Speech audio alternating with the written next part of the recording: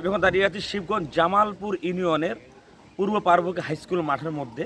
ত্রয়োদশ জাতীয় সংসদ নির্বাচন উপলক্ষে বাংলাদেশ সেনাবাহিনী মহড়া চলছে। আপনি আমার সাহায্য করে আমি দেখানোর চেষ্টা করব ত্রয়োদশ জাতীয় সংসদ নির্বাচনের মহড়া চলছে।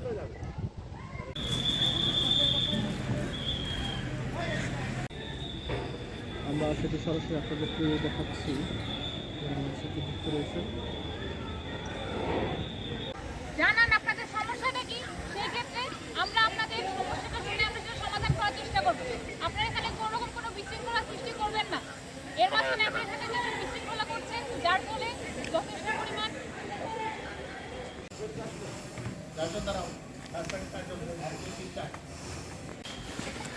ঠিক আছে, পাঁচ পার্টি না ভিতরে দাঁড়া করো, সাত পার্টি এনে দাঁড়াও।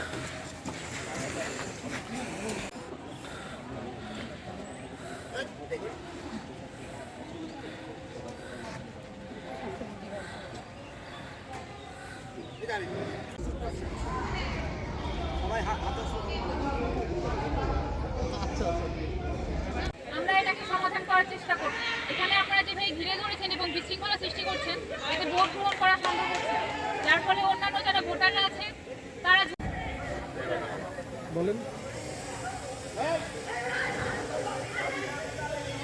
আজকে আমরা নির্বাচনের প্রস্তুতি হিসেবে আগাম মহড়া করা হচ্ছে সচেতনতা তৈরি করার জন্য, যাতে করে হচ্ছে মানুষজন বুঝতে পারে যে না, নির্বাচনের মাঠে সবাই আছে, ম্যাজিস্ট্রেট, আমাদের হচ্ছে আর্মি, পুলিশ, বিজিবি সবাই আছে, এবং হচ্ছে যে নির্বাচনটা আমরা সুষ্ঠুভাবে করার চেষ্টা করব।